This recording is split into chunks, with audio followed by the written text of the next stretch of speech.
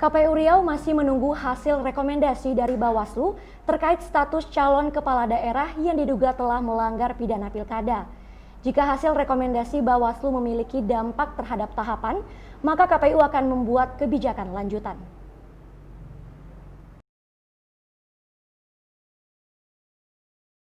Ketua KPU Riau, Ilham Muhammad Yasir, belum bisa memberikan komentar banyak soal penetapan tersangka terhadap salah satu calon kepala daerah di Dumai terkait pidana pilkada. Menurut Ilham, pihaknya masih menunggu hasil final dari rekomendasi Bawaslu. Jika rekomendasi tersebut bersifat mengganggu tahapan pilkada, maka KPU akan mengambil langkah-langkah strategi secepatnya.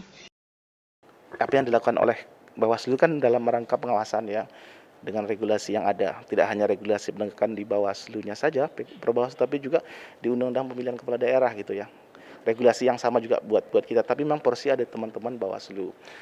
Nah, bagi kita kalau punya konsekuensi ya, punya konsekuensinya ke tahapan, tentu kita menunggu apakah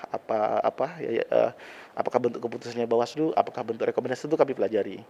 Memang ada yang punya konsekuensi terhadap, saya tidak sebutkan yang mana-mana, terhadap penanganan, katakanlah itu pidana pemilihan ya, ada yang punya konsekuensi ya ke tahapan, tapi ada yang tidak punya konsekuensi sama sekali gitu ya. Kalau laporan kan tidak ada kewajiban Bawaslu, tapi teman-teman di kabupaten kota itu kan memang melalui divisi Parmas terus memantau gitu ya, terus mengidentifikasi ya apa yang selama kampanye, walaupun itu ada di wilayah teman-teman Bawaslu, tapi kita minta teman-teman divisi Parmas Kabupaten Kota melalui divisi Parmas Provinsi harus tahu juga gitu ya, walaupun itu penanganan di Bawaslu, terus biar tahu perkembangan gitu, sehingga setiap saat kalau itu mempunyai konsekuensi ke KPU terhadap tahapan, kita bisa mengambil langkah-langkah secepatnya gitu.